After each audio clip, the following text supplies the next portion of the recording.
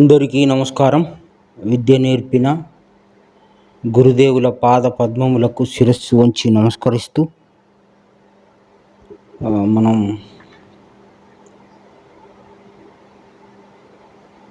1 కొరింథీ 2వ అధ్యాయము 6వ వచనం చదువుదాం. పరిపూర్ణులైన వారి మధ్య జ్ఞానమును బోధించుచున్నాము, అది ఈ లోక జ్ఞానము కాదు.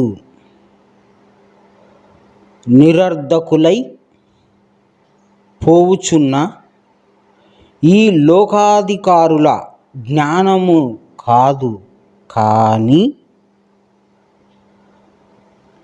2వ అధ్యాయము 7వ వచనం, దేవుని జ్ఞానము మర్మమైనట్టుగా బోధించుచున్నాము. ఈ జ్ఞానము మరుగై ఉండెను.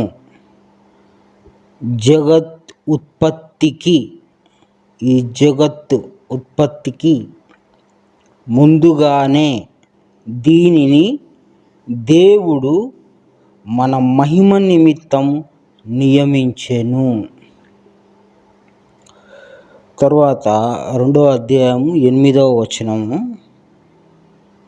అది లోకాధికారులలో ఎవ్వనికి తెలియదు. అది వారికి తెలిసియుండిన ఎడల మహిమా స్వరూపియగు ప్రభువును సిలువ వేయక పోయి ఉందురు. ఏదైతే క్రీస్తు చెప్పిన సువార్త జ్ఞానం ఉందో, ఆ సువార్త జ్ఞానము మర్మమైనట్టుగా, అంటే చాలా రహస్యముగా, చాలా మర్మముగా ఉన్నది అని చెప్తున్నాడు. చాలా మర్మముగా ఉన్నది. అది ఏదైతే క్రీస్తు తీసుకొచ్చాడో ఆ జ్ఞానము ఈ లోక సంబంధము కాదు. దేవుడు కూడా చెప్పాడు, క్రీస్తు కూడా, ఇది పరలోకము నుండి దిగి వచ్చిన అక్షయ ఆహారము అన్నాడు. మనం ఎందుకు పౌలు గారిని ఈ యొక్క వాక్యం తీసుకున్నాము అంటే, పౌలు గారు చాలా గొప్ప జ్ఞానయుక్తంగా ఈ మాటలు తెలియజేశాడు. ఏదైతే క్రీస్తు తీసుకొచ్చాడో అది ఈ లోక సంబంధమైన జ్ఞానము కాదు అన్నాడు. ఇంకా జగతుత్పత్తికి, అంటే జగత్తు ఇంకా ఉత్పత్తి చెయ్యక ముందుగానే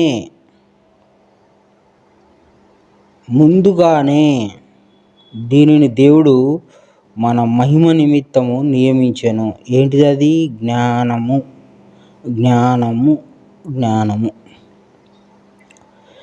ఈ జ్ఞానం ఏదైతే ఉందో ఇది సృష్టి జరగకముందే ఉంది, ఉత్పత్తికి ముందుగానే అన్నాడు. ఈ జగత్తంతా ఉత్పత్తి కాక ముందుగానే ఉంది అన్నాడు. మనకు తెలుసు కదా, యోహాన్ గారు రాశారు, ఆది యందు వాక్యం ఉండెను, అటువంటిదే కదా ఇది అనుకోవచ్చు. వాస్తవం, సత్యం. అది జ్ఞాపకం వచ్చినందుకు చాలా గొప్ప విషయం. అయితే ఈ పౌలు గారు ఏమంటున్నారంటే, బాబు, ఇది క్రీస్తు రాకముందు కూడా ఉన్నది ఈ జ్ఞానము. క్రీస్తు రాకముందు కూడా ఈ జ్ఞానం ఉంది, క్రీస్తు వచ్చిన తర్వాత కూడా ఈ జ్ఞానం ఉంది. ఇది జగత్తు ఉత్పత్తికి ముందుగానే ఉంది. Okay, right. ఈ లోకాధికారులలో ఎవ్వనికి తెలియదు. అంటే అంత రహస్యమైంది, అంత గుప్తమైంది, అంత అగోచరమైంది, ఎవ్వరికి తెలియదు అని ఇక్కడ పౌలు గారు చాలా గొప్పగా రాశారు. ఎవనికీ తెలియదు, ఎవనికీ తెలియదు. ఒకవేళ అది ఎవరికైనా తెలిసి ఉండిన ఎడల, అంటే క్రీస్తు వచ్చినప్పుడు అక్కడ చాలామంది ఉన్నారు,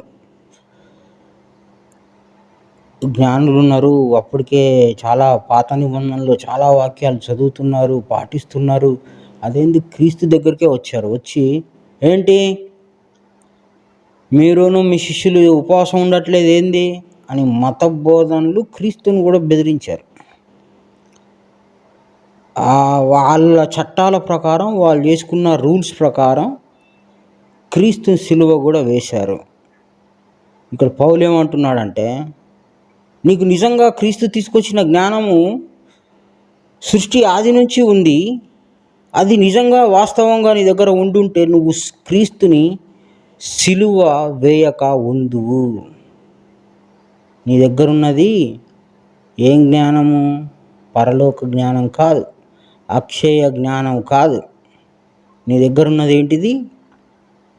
క్రీస్తు తీసుకొచ్చిన జ్ఞానం కాదు, జగదుత్పత్తికి ముందుగా ఉన్న జ్ఞానం కాదు, ఎప్పుడు ఉండే జ్ఞానం కాదు. నీ దగ్గర ఉన్నదంతా సాధారణమైన ఇహలోక సంబంధమైన జ్ఞానము. ఇక్కడ జ్ఞానం గురించి పౌలు గారు మాట్లాడారు. క్రీస్తు గురించి కూడా మాట్లాడడం వలన మనం ఆయన మాటల్ని తీసుకున్నాం. ఇప్పుడు ఈ వాక్యం ప్రకారం చూస్తే క్రీస్తు తీసుకొచ్చిన తర్వాతనే స్వచ్ఛమైన పరలోక రాజ్య మర్మములు, జ్ఞానము తెలియబడింది. కానీ అంతకుముందు ఉన్న దాంట్లో ఆ జ్ఞానము లేదు అని పౌలు గారు తేల్చి చెప్పారు. ఒకవేళ అది ఉంటే, ఒకవేళ వాస్తవంగా వాళ్ళు ఉంటే క్రీస్తుని సిలువ వేయక ఉందురు మీరు. ఎందుకంటే క్రీస్తు చెప్పే జ్ఞానం మీకు అర్థమయ్యేది. కానీ మీకు అర్థం కాలేదు కాబట్టి ఆయనను మీరు ఏం చేశారు? మీరు ఇహలోక సంబంధులు కాబట్టి ఇహలోక చట్టాలు చేసుకొని, ఇహలోక దైవ విధానాలు నెలకొల్పుకొని మన వచ్చిన దేవుణ్ణి, గురువుని, భగవంతుణ్ణి సిలువ వేశారు. పౌలు గారు ఏమంటున్నారు? అది ఇహలోక జ్ఞానం కాదు, అది ఈ లోకం జ్ఞానం కాదు అంటున్నాడు. ఈ లోకం జ్ఞానము కాదు. ఈ లోకాధికారులలో ఎవ్వనికి కూడా తెలియదు. మరి తెలుసని ఎవడన్నా వస్తాడేమోనని ఎవరికి తెలియదు అంటున్నాడు. క్రీస్తు కూడా ఇది పరలోకం నుంచి దిగి వచ్చిన అక్షయ ఆహారం అన్నాడు. అంటే క్రీస్తుకు మాత్రమే తెలిసిన జ్ఞానం ఏదైతే ఉందో ఆ జ్ఞానము తెలుసుకోవడానికి, దాన్ని బుద్ధితో యోచన చేయడానికి ప్రయత్నం చేయాలి. కానీ ఆల్రెడీ మనకి పాత నిబంధనలోనో లేకపోతే ఇంకా ఆ రోజు ఆ దేశంలో వాళ్ళు పాటించిన విధానాలకు క్రీస్తు జ్ఞానం సరిపోవట్లేదు. ఎందుకంటే ఈయన చెప్పేది ప్రత్యేకమైన పరలోక రాజ్య మర్మములు. అందువలన ఆయనను కొట్టి సిలువ వేశారు. నీకు అర్థం కాకపోతే కొట్టి సిలువ వేస్తావా? అర్థం కాలేదు, ఎవరికి తెలియదు అని పౌలు చెప్తున్నాడు. సరే, ఇప్పుడు మనము జ్ఞానం అనేది ఉంది, అది జగదుత్పత్తికి ముందుగానే ఉంది అని కొంత మనం బైబిల్ ఆధారంగా తెలుసుకున్నాము. అంటే సృష్టి ఆది నుంచి జ్ఞానము ఉంది. ఆ జ్ఞానం ఏది? ఒరిజినల్ జ్ఞానం, క్రీస్తు తీసుకొచ్చిన జ్ఞానం మాత్రమే. సో క్రీస్తు కంటే ముందు ఇంకెక్కడన్నా ఈ జ్ఞానం వినపడిందా? క్రీస్తు కంటే ముందు ఈ జ్ఞానము ఈ జగత్తులో, ఈ సృష్టిలో, ఈ భూగోళంలో ఎక్కడైనా చెప్పబడిందా అంటే మళ్ళీ మనం ఒకసారి భగవద్గీతలోకి వెళ్ళాలి.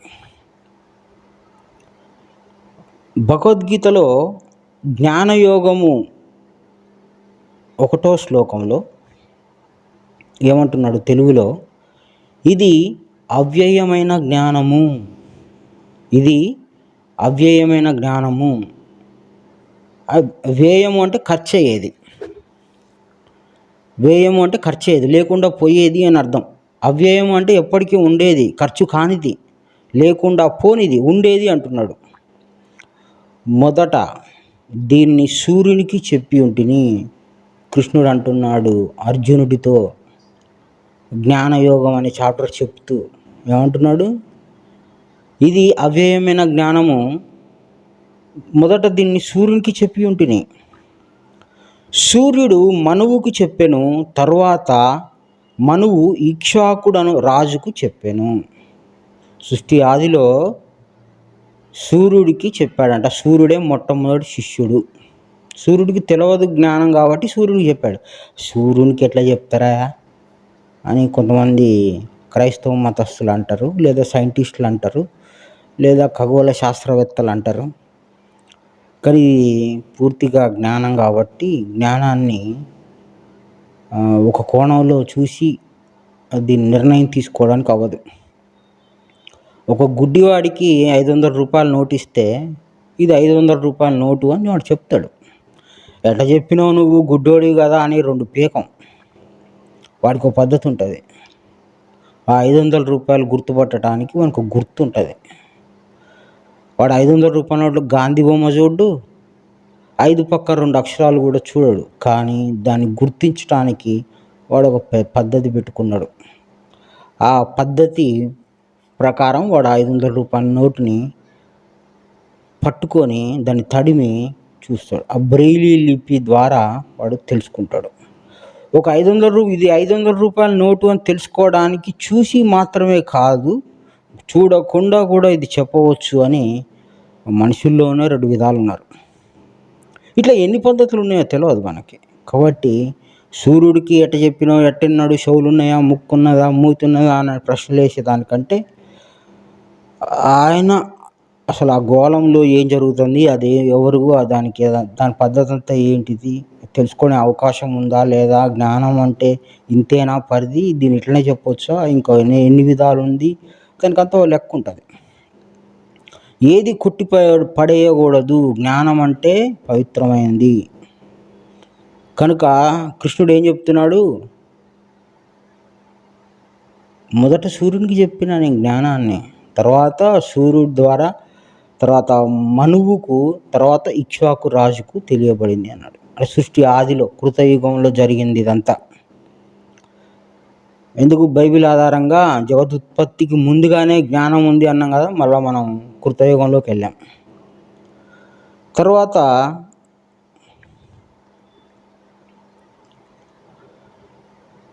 జ్ఞానయోగము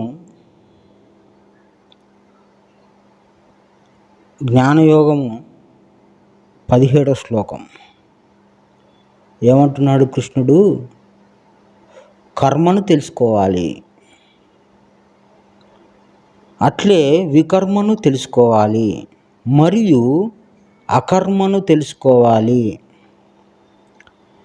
ఈ కర్మగతులు తెలుసుకోవడం చాలా కష్టం అన్నాడు. సూర్యునికి ఏం చెప్పాడు, మనవుకి ఏం చెప్పాడు, ఇక్ష్వాకు రాజుకి ఏం చెప్పాడు, పౌలుకి ఏం తెలిసింది, భగవద్గీత ద్వారా అర్జునుడికి ఏం తెలిసింది. ఈ జ్ఞానం చెప్పి ఉన్నాను అన్నాడు, అయిపోయింది, ఓకే. తర్వాత 17వ శ్లోకంలో ఏమంటున్నాడు, కర్మను తెలుసుకోవాలి అర్జున, అట్లే వికర్మను కూడా తెలుసుకోవాలి, అకర్మను కూడా తెలుసుకోవాలి చెప్పి ఈ కర్మగతులు తెలుసుకోవడం చాలా కష్టము అన్నాడు. వాస్తవంగా చాలా కష్టం. ఈ శ్లోకంలో దాగి ఉన్న పరమ రహస్యం ఏదైతే ఉందో చాలా గొప్పది, చాలా ఉన్నతమైంది. వీటి గురించి ఎవరు మాట్లాడట్లేదు ఈరోజు సనాతన ధర్మం అంటున్నారు. సనాతన ధర్మం అంటే ఏంటిదంటే నానా రకాలుగా చెప్తున్నారు. ఈ శ్లోకం తీసుకొని ఈ శ్లోకం అర్థం చెప్పమనండి. కర్మ అంటే ఏంటి, వికర్మ అంటే ఏంటి, అకర్మ అంటే ఏంటిది. భగవంతుడే స్వయంగా ఈ చాలా కష్టమయ్యా అని రాశాడు. ఎందుకు, మనిషి బుద్ధికి ఇది అందదో మరి అందాలంటే వాడు ఎంత శ్రద్ధ ఉండాలనో, ఎంత శ్రద్ధ ఉంటే ఎప్పటికి అందుద్దో తెలియదు. కనుక చాలా కష్టము అన్నాడు.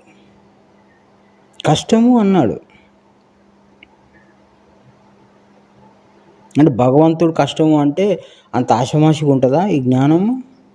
సనాతన ధర్మం అంటే ఏంటిది? కాషాయ గుడ్డలు వేసుకోవడమా? చెప్పండి, ఈ శ్లోకం అర్థం చెప్పండి.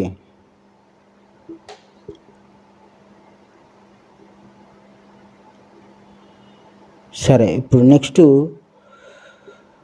భగవద్గీతలోనే రాజవిద్య రాజగుహ్య యోగంలోకి వెళ్దాం. ఈ అధ్యాయంలో 2వ శ్లోకం తెలుగులో, అన్ని విద్యల యందు పెద్దది. నువ్వు ఏ విద్య నేర్చుకున్నా దానికంటే ఇది పెద్దదే. నువ్వు ఏదైనా నేర్చుకో, దానికంటే ఇది చాలా పెద్దది. అట్లే అన్ని రహస్యములందు పెద్దది. అన్ని రహస్యములందు పెద్దది. ఇది ఎప్పటికీ రహస్యమైంది, గుప్తమైంది, అగోచరమైంది, అందనిదే, మర్మమైనదే. ఇది బైబిల్లో కూడా ఉంది, మర్మములు అనే పేరుతోనే. పవిత్రమైన ఉత్తమమైన ప్రత్యక్షముగా జరుగు ధర్మము. పవిత్రమైన ఉత్తమమైన ప్రత్యక్షముగా జరుగు ధర్మము. మంచి సుఖమైనది, నాశనం లేనిది ఏదైతే ఉందో దాన్ని ఏమంటున్నాము?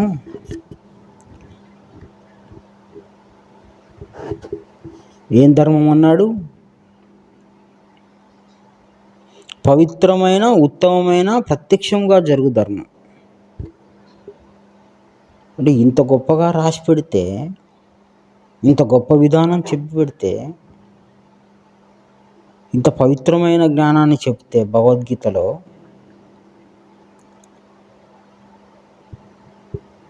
కర్మ, వికర్మ, అకర్మ అనేది తెలుసుకొని తీరాల్సిందే. ఎందుకు ఆ ఒక్క శ్లోకం తీసుకున్నాము అంటే, ఏదో జ్ఞానం చెప్పడం టక్కన ఒక మాటతో వెళ్ళిపోవడం కాదు. లోపల సబ్జెక్ట్ ఏముంది అని తెలవాలి మనకు. లోపల ఎంత జ్ఞాన రహస్యాలతో కూడుకున్న భగవద్గీత ఉందో, బైబిల్ ఉందో మనకు తెలవాలి. ఊరికే జ్ఞానం చెప్పాడు, ఊరికే ఇంకోటి ఏదో మాట్లాడాడు అనేది కాకుండా, ఈరోజు వివాహ వ్యవస్థ గురించి ఒక వ్యక్తి మాట్లాడుతూ ఇది సనాతన ధర్మం అంటాడు. మనకి 2 రకాల ధర్మాలు ఉన్నాయి. ఒకటి ప్రకృతి ధర్మము, ఇది అందరికి తెలుసు. రెండవది పరమాత్మ ధర్మము. ప్రకృతి ధర్మము, పరమాత్మ ధర్మం. ప్రకృతి ధర్మాలు అందరికీ తెలుసు, చెప్పాల్సిన పని లేదు. పరమాత్మ ధర్మము యోగ శాస్త్రానికి సంబంధించింది. యోగము అంటే కలయిక.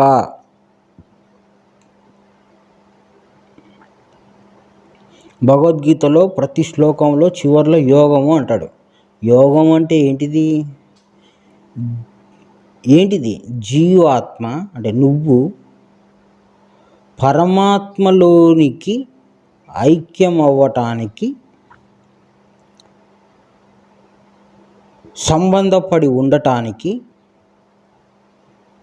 పరలోక రాజ్య ప్రయాణానికి కావలసిన సంబంధము ఏదైతే ఉందో దాన్ని యోగము అంటాం. నువ్వు ఉన్నావు ఇక్కడ ఇహలోకంలో, పరలోకం ఉంది. నువ్వు పరలోకం రాజ్యం వెళ్ళటానికి కావాల్సినంత జ్ఞానాన్ని యోగము అంటాం. ఈ జ్ఞానం అనేది నిన్ను పరమాత్మని కలపడానికి మధ్యలో జ్ఞానముగా పనిచేస్తుంది. దీన్ని యోగ శాస్త్రము అంటాం. ఇది పూర్తిగా పరమాత్మ సంబంధమైన జ్ఞానము, ఇహలోక సంబంధం కాదు. ఎందుకంటే నీ ప్రయాణం పరలోక రాజ్యం నిమిత్తం ఉంటుంది గనక ఇహలోక సంబంధం కాదు. అంటే ప్రకృతి ధర్మం కాదు, ప్రకృతి విధానం కాదు. ప్రకృతి ధర్మము వివాహం. ఓకే, ఒక పెద్ద ఆయన అంటాడు, చాలా పెద్ద ఆయన, యూట్యూబ్లో, సనాతన ధర్మం అంటే వివాహంలో ఒకటే పెళ్లి చేసుకోవాలి, 2 చేసుకోకూడదు అని ఇంకేదేదో చెప్తున్నాడు.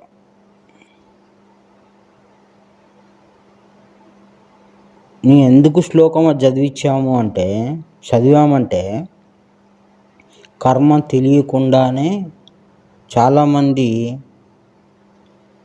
ఏది సనాతన ధర్మమో ఏది ఇహలోక ధర్మమో తెలియదు. వివాహము కర్మ సంబంధము,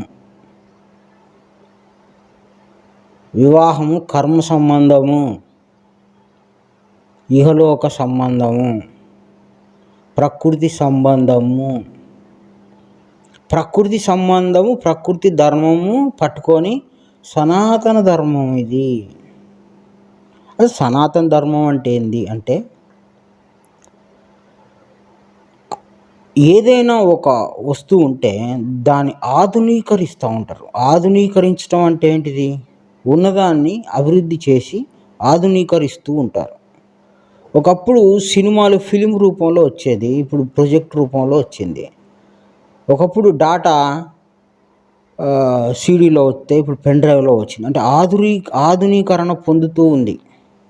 కానీ ఆధునీకరణ పొందంది ఒకటి ఉంది, ఎప్పటికీ ఒకేలాగా ఉండేది ఉంది. దాన్ని పవిత్రమైన సనాతన ధర్మము అంటాము. ఆ సనాతన ధర్మము బైబిల్లో సువార్త రూపంలో ఉంది. పౌలు గారు చెప్తున్నారు, క్రీస్తు కూడా చెప్పాడు. భగవద్గీత కూడా చదివింది. అందుకే ఎందుకు సనాతన ధర్మం సృష్టి ఆది నుంచి ఉందయ్యా, ఇది ఇప్పుడేదో వచ్చింది కాదు. కానీ ఇది నీకేం ఉపయోగం? ఈ లోకంలో నువ్వు మాట్లాడుతున్నావు సనాతన ధర్మం అని, నీకేం ఉపయోగం? నీకేం తెలుసు అని నువ్వు సనాతన ధర్మం అంటావు? అది యోగ శాస్త్రం, అది మోక్ష సంబంధి, అది యోగులకు సంబంధించింది, అది జ్ఞానులకు సంబంధించింది, అది పరలోక రాజ్యం వెళ్ళాలనుకునే వాడికి సంబంధించింది. కానీ ఈ లోకంలో ఉండేవాడికి ఎందుకు ఇది? వివాహం చేసుకుంటే ఈ లోక సంబంధే, ఇల్లు కట్టుకున్న ఈ లోక సంబంధే, అది కర్మ సంబంధం.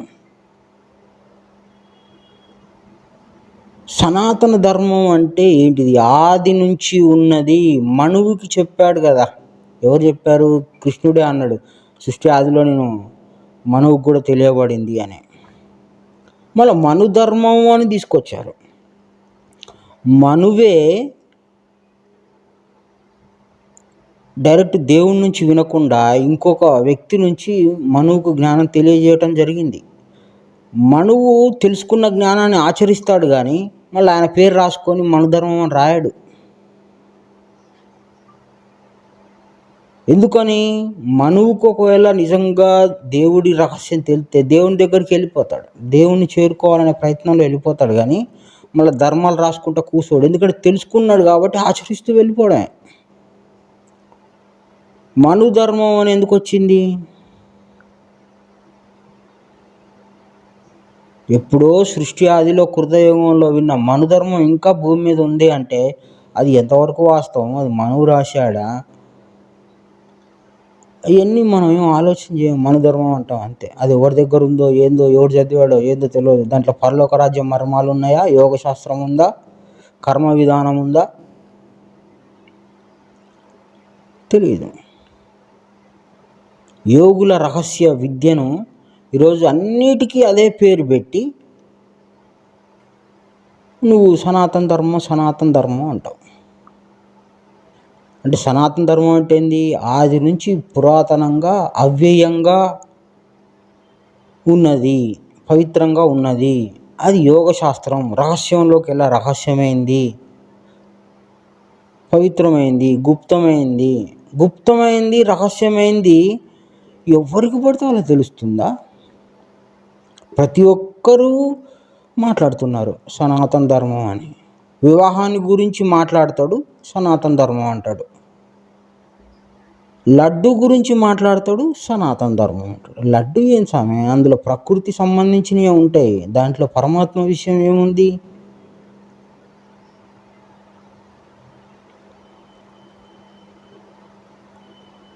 సనాతన ధర్మం అంటే వేదాలు అంటారు కొంతమంది. సనాతన ధర్మం వేదాల్లో ఏముంటుంది? గుణాల విషయాలు ఉన్నాయి. దేవుడి గుణాలు ఉంటాయా? మనుషులకు గుణాలు ఉంటాయి, కానీ దేవునికి గుణాలు ఉంటాయా? అది గుణరహితమైన జ్ఞానం అని భగవద్గీతలోనే చెప్పాడు. యోగ శాస్త్రం అంటే జీవుడు మోక్షాన్ని చేరుకునే మార్గ రహస్యాన్ని యోగశాస్త్రం అంటున్నాం, సనాతన ధర్మం అంటున్నాం. ఈ యొక్క జ్ఞాన విషయాల్ని ఈరోజు ప్రతి ఒక్కరూ సనాతన ధర్మం. సువార్తలో ఉన్నది ఏదైతే క్రీస్తు తీసుకొచ్చాడో అది సనాతన ధర్మం, ఆధునాతన ధర్మం కాదు, ఆధునిక ధర్మం కాదు.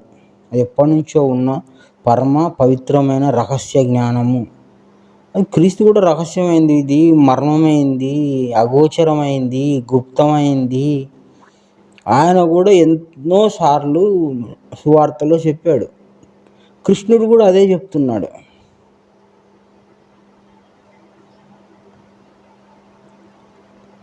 అని ఎవరు పడితే వాళ్ళు సనాతన ధర్మం అనేసి ప్రకృతి విషయాలన్నీ తీసుకుపోయి దేవునికి అంటగట్టి ఇది సనాతన ధర్మం. కాషాయ గుడ్డలకి మోక్ష మార్గానికి ఏంటి సంబంధం? ఒక వ్యక్తి ఒక దేవతా విగ్రహం దగ్గర కూర్చొని సనాతన ధర్మం గురించి మాట్లాడతాడు, దేవతలకు మొక్కమంటాడు, సనాతన ధర్మం అంటాడు. ప్రకృతి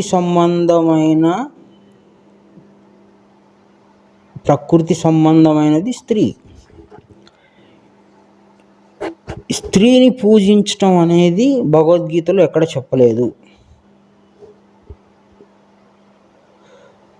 పురుషోత్తమ ప్రాప్తి యోగం అనే చాప్టర్ చదివితే పురుషోత్తమ ప్రాప్తి యోగము అంటే ఒక అధ్యాయమే దానికి ఆ పేరు పెట్టాడు. ఏమని? పురుషోత్తముని ఎట్లా చేరుకోవాలో, ప్రాప్తి అంటే పొందుట, ఆయన ఎట్లా పొందుకోవాలనో దానికి సంబంధించిన జ్ఞానం. ఒక చాప్టర్ పేరే పురుషోత్తమ ప్రాప్తి యోగం అని పెడితే దేవతలను ఆరాధించుతూ సనాతన ధర్మం అంటాం.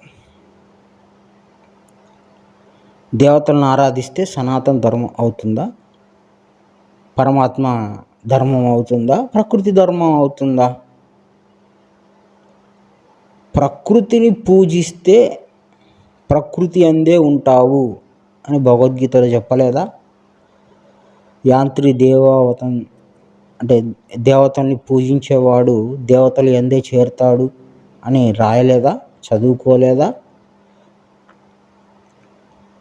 జగతిలో ఆశ కలిగిన వాడు దేవతలను ఆరాధిస్తాడని భగవద్గీతలో రాయలేదా? మరి సనాతన ధర్మము వాస్తవంగా చెప్పాల్సి వస్తే భగవద్గీతలో కర్మయోగము, బ్రహ్మయోగము ఉన్నాయి. అట్లే భక్తి యోగం కూడా ఉంది. ఈ బ్రహ్మయోగము, కర్మయోగం యొక్క రహస్యం ఏదైతే ఉందో అది పరమ గుప్త రహస్యము. ఆ పరమగుప్త రహస్యాన్ని ఇప్పుడు ఇందాక మనం చదువుకున్న శ్లోకంలో చెప్పాడు. కర్మ తెలియాలి, వికర్మ తెలియాలి, అకర్మ తెలియాలి.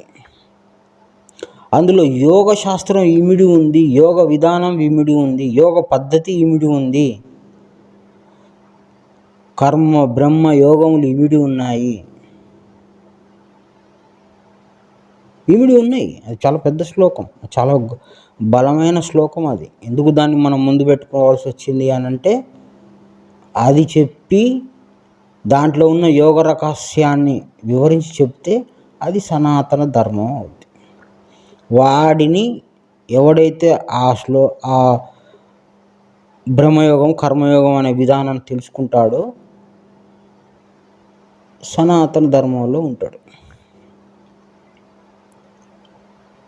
లేదంటే ప్రకృతి ధర్మంలో ఉంటాడు. ప్రకృతి ధర్మంలో ఉంటే ఏం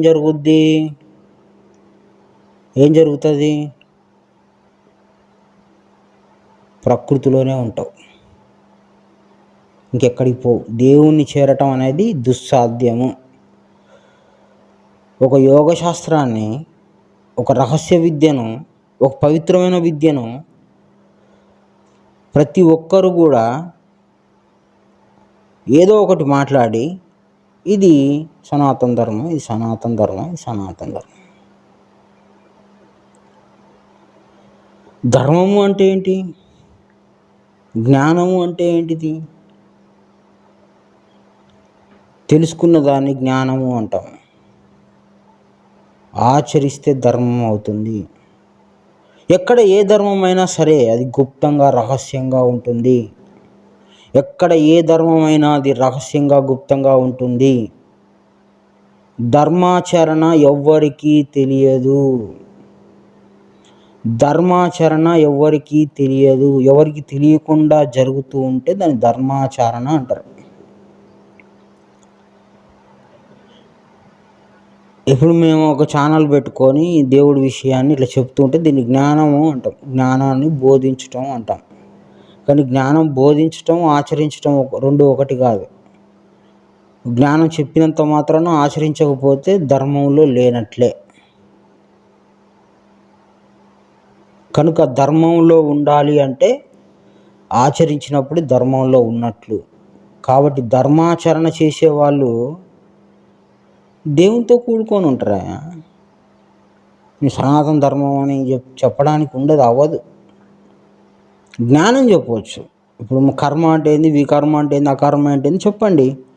చెప్పి జ్ఞానం చెప్పండి నలుగురికి. జ్ఞానం చెబుతూ ఉంటే ఆ జ్ఞానం వాళ్ళు అర్థం చేసుకొని వాళ్ళకి మోక్ష చింత ఏర్పడ్డప్పుడు, మోక్షకాంక్ష ఏర్పడ్డప్పుడు, దేవుడు అంటే ఎంత గొప్పవాడో తెలిసినప్పుడు, దేవుని విధానం ఎంత బలమైందో తెలిసినప్పుడు, జీవాత్మ అంటే ఎంత గొప్పవాడో తెలిసినప్పుడు, ఆత్మ అంటే ఏంటిదో తెలిసినప్పుడు, ప్రకృతి అంటే ఏందో తెలిసినప్పుడు, సాంఖ్య వివరం తెలిసినప్పుడు, సాకార నిరాకార విధానం తెలిసినప్పుడు అప్పుడు నువ్వు ఆచరించుకో. అప్పుడు గొప్పదని చెప్పు, జ్ఞానం చెప్పు, జ్ఞానం ప్రకారం చెప్పు గొప్పదని. ఆచరణ అనేది ఎవడికి వాడికి సంబంధించింది, అది చెప్పడానికి కుదరదు. ధర్మము అంటే ఆచరించుట అని అర్థం.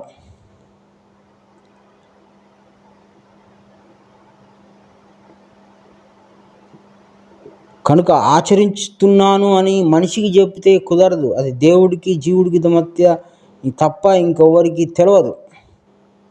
జ్ఞానం చెప్తూ ఉంటే నలుగురికి తెలుస్తూ ఉంటుంది. జ్ఞానం మాట్లాడితే నలుగురికి తెలుస్తూ ఉంటుంది, వింటూ ఉంటారు. కాబట్టి మాట్లాడేది జ్ఞానమే కానీ ధర్మం కాదు. ఆచరిస్తే ధర్మం. జ్ఞానము ఉన్నది ఆచరించడానికే. కనుక భగవద్గీతలో ఉన్న జ్ఞానము తెలుసుకొని ఆచరించడానికే. భగవద్గీత చెప్పండాయా, సువార్త చెప్పండాయా. అర్థం కాకపోతే క్రీస్తుని సిలువేసినట్లే ఉంటుంది మన పరిస్థితి. మనకు అన్నీ తెలుసు అనుకుంటాం.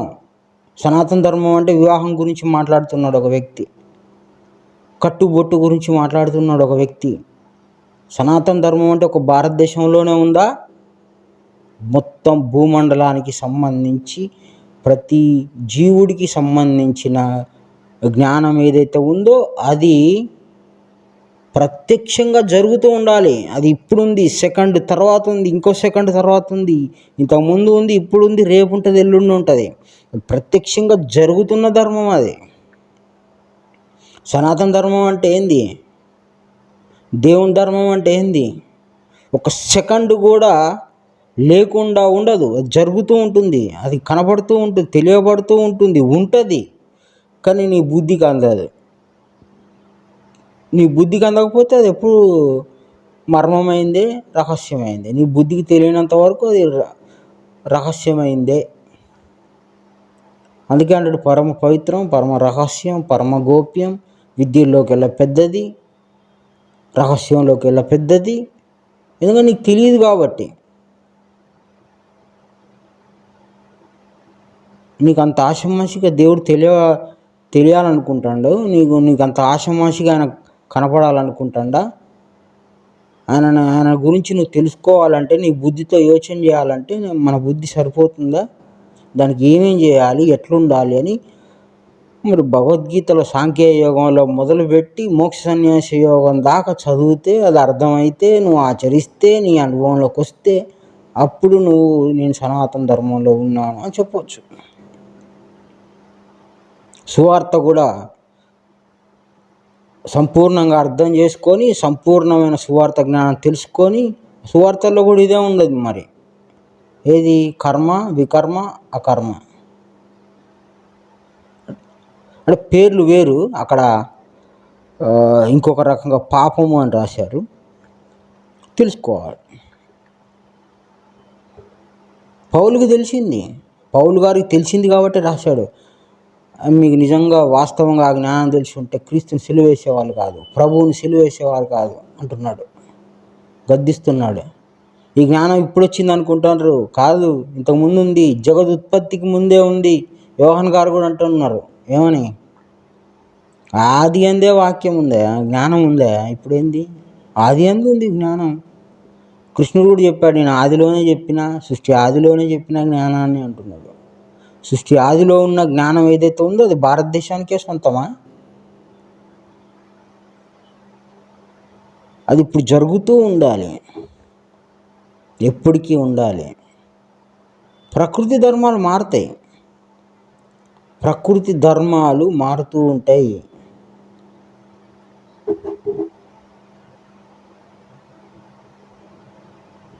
ఎంత మార్పు వచ్చింది మనలో, ఇప్పుడు ఎంత ఆధునికరంగా ఉన్నాం మనం. యేసుక్రీస్తు పుట్టినప్పుడు కారు లేదు, ఫ్రిడ్జ్ లేదు, కూలర్ లేదు, కుక్కర్ లేదు. కృష్ణుడు ఉన్నప్పుడు లేవు, సృష్టి ఆదిలో లేవు. ఇప్పుడు వస్తువులు వచ్చినాయి, ఎల్ఈడి టీవీలు వచ్చినాయి, అన్ని. ప్రకృతి మార్పు చెందుతుంది, ఆధునీకరించబడుతూ ఉంది, తెలియబడుతూ ఉంది. వస్తువుల్లో అనేకమైన మార్పులు వచ్చాయి, వేషధారణలో అనేకమైన మార్పులు వచ్చాయి. ప్రకృతి సంబంధమైన దాంట్లో అది సహజం. కానీ పరమాత్మ ధర్మంలో మార్పు ఉండదు. మార్పు ఉండని ఏదైతే ఉందో అది పురాతనమైంది, అవ్యయమైంది, సనాతనమైంది. ఆ ధర్మాన్ని మనం కరెక్ట్గా తెలుసుకోగలిగి దాని గురించి మాట్లాడాలి. ఇది మోక్ష ప్రాప్తి కొరకు చేయు జీవాత్మ ప్రయత్నం ఏదైతే ఉందో దానికి సంబంధించిన యోగ రహస్యం. కానీ ఎవరు పెడితే వాళ్ళు, పొలిటికల్ వాళ్ళు, లేదా ఇంకొకళ్ళు, దేవతలను ఆరాధించే వాళ్ళు, ఈ భారతదేశంలో కొన్ని సాంప్రదాయాలని ఆచరించేవాళ్ళు, దేవతల్ని మొక్కేవాళ్ళు, చరిత్రలు చెప్పుకునేవాళ్ళు, అందరూ ఎవరు పెడితే వాళ్ళు సనాతన ధర్మం అనకూడదు.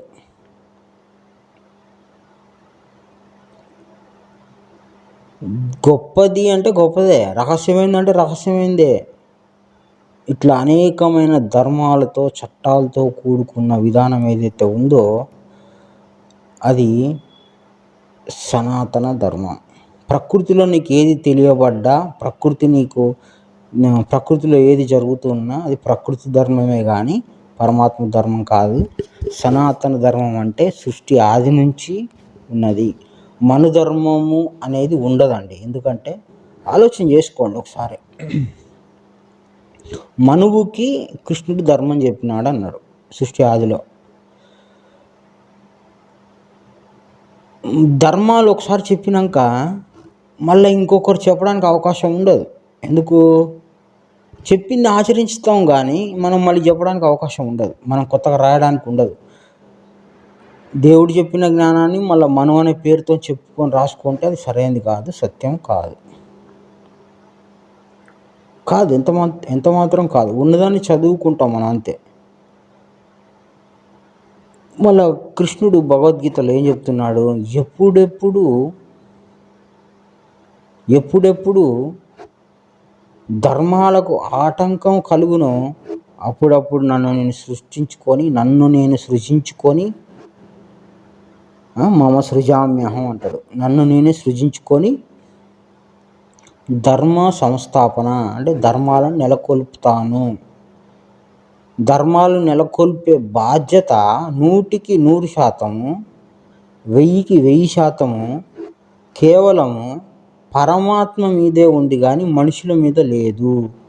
పరమాత్మ తెలియజేసిన జ్ఞానము మనం తెలుసుకోవడానికే కానీ మనము ధర్మాలను నెలకొల్పే విధానంలో లేము, ఏ మనిషి లేడు.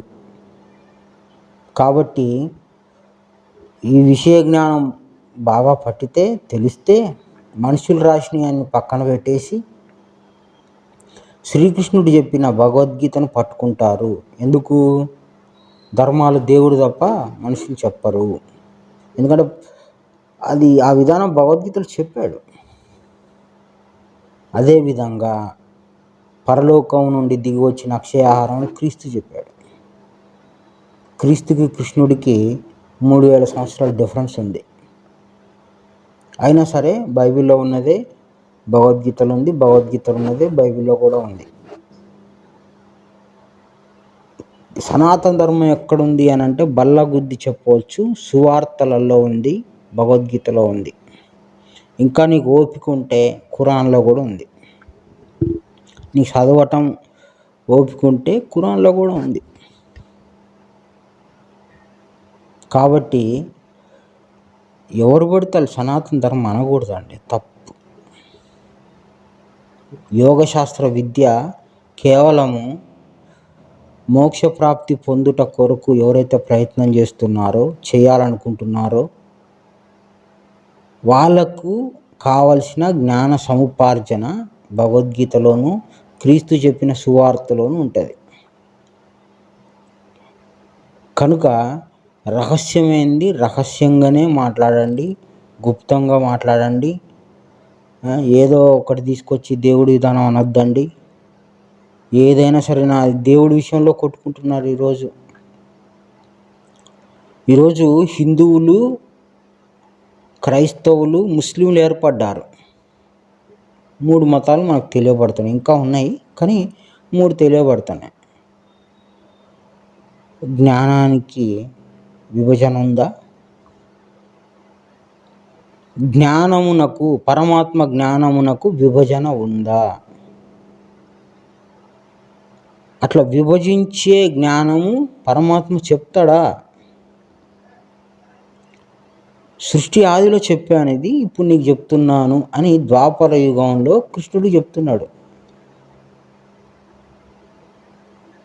పరలోకం నుంచి దిగి వచ్చిన అక్షయ ఆహారం అని క్రీస్తు చెప్తున్నాడు. పరలోకాన్ని చేర్చేటువంటిది ఈ జ్ఞానం. నేను మతాలని పేర్లు పెట్టుకొని ఇక్కడ కొట్టుకునేదా? అట్లా చెప్తాడా? నేను గుంపు అనేటువంటి విధానం ఏర్పరచుకోమని దేవుడు ఎక్కడని చెప్తాడా? ఎందుకు ఇన్ని గుంపులు తయారైనాయి? ఎందుకు ఇంత మత్సరం తయారైంది? ఎందుకు విమర్శించుకుంటున్నారు? ఎందుకు కొట్టుకుంటున్నారు?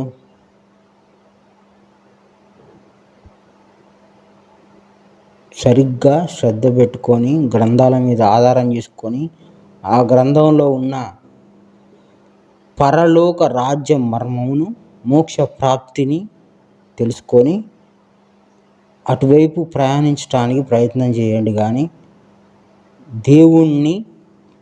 దేవుడి విధానాన్ని మీ లాభాల కొరకు, మీ ఇష్టాల కొరకు, మీ గుంపు కొరకు దేవుని పేరును కానీ దేవుని గ్రంథాన్ని కానీ ఉపయోగిస్తే, వాడుకుంటే నీ ప్రయోజనానికి ఉపయోగించుకుంటే, నీ స్వలాభానికి ఉపయోగించుకుంటే ఎంతటి శిక్ష వస్తుందో, ఎలాంటి శిక్షలు వస్తాయో భగవద్గీతలోనూ సువార్త జ్ఞానంలోనూ చెప్పి ఉన్నాడు. ఆ భయం ఉంటే, ఆ భయం తెలిస్తే, ఆ భయానికి సంబంధించిన జ్ఞానం నీ దగ్గర ఉంటే వాస్తవంగా ఏ ఒక్కరు మతంలో ఉండటానికి అవకాశమే లేదు. తెలవకపోవటం వలన, ప్రమాదం గుర్తించకపోవడం వలన, ఏం చేస్తున్నాము అనేటువంటి జ్ఞానం తెలియకపోవటం వలన ఈరోజు ఏదైనా చెప్పి దేవుడి జ్ఞానం అంటారు, ఏదైనా చెప్పి దేవుడి విధానం అంటారు, ఏదైనా చెప్పి ఇదే దేవుడు చెప్పింది, దేవుడు తీసుకొచ్చింది, దేవుని మార్గం అంటారు. దాని కింద ప్రమాదం పొంచి ఉంది. జాగ్రత్త, జాగ్రత్త, జాగ్రత్త. అరిసి చెప్పేది జ్ఞానం కాదు, గద్దించి చెప్పేది కాదు. నీకు ఇష్టమైతేనే నీకు అందులో నువ్వు ఊహించనంత ప్రతిఫలం ఉంటుంది అని దేవుడు చెప్పాడు కనుక దేవుడి విధానంలో ఏముంది అని తెలుసుకోవడానికి ప్రయత్నం చేయండి. కానీ నాకు ఇది కావాలి అని దేవుని దగ్గరికి రావద్దండి. అసలు దేవుడి విధానం అంటే ఏందో అని తెలుసుకోవడానికి మాత్రమే రండి. నాకు ఇది కావాలి అని ఇంకొకటి నీ కోరికలతో వెళ్తే స్వచ్ఛమైన దేవుడి జ్ఞానాన్ని కూడా నీ కోరికల సంబంధమైన విధానంలో నువ్వు అర్థం చేసుకుంటావు. నువ్వు దానికి ఆ విధంగా నువ్వు మరల్చుకుంటావు. కనుక దేవుడి జ్ఞానం అంటే ఏంటిది, ఎట్లా ఉంది, అది ఎట్లా ఉందో అట్లనే నాకు తెలియాలి అనే స్వచ్ఛమైన శ్రద్ధ కలిగి ఉంటే తప్పకుండా సనాతన ధర్మం ఏదో, ఆది నుంచి వచ్చిన అవ్యయమైన జ్ఞానం ఏదో, పవిత్రమైన పరిశుద్ధమైన జ్ఞానం ఏదో, జగదుత్పత్తికి ముందుగా చెప్పిన జ్ఞానం ఏదో, సృష్టి ఆదిలో చెప్పిన జ్ఞానం ఏదో, కేవలం పరమశ్రద్ధ కలిగి ఉంటే, ఉత్తమ శ్రద్ధ కలిగి ఉంటే తప్పకుండా అది తెలియబడుతుంది. అందరూ శ్రద్ధ కలిగి గ్రంథాల ఎడల అసలు దేవుడు ఏం చెప్పాడో అది యథార్థంగా స్వచ్ఛందంగా తెలుసుకుందామనే హృదయం కలిగి గ్రంథాల దగ్గరికి వచ్చి చదువుకోండి. అప్పుడు దేవుని జ్ఞానం సంపూర్ణంగా పరిపూర్ణంగా అర్థమైన తర్వాత ఇది నిజమైన సనాతన ధర్మం అని చెప్పవచ్చు. అందరికీ నమస్కారం. గురు సమర్పణం.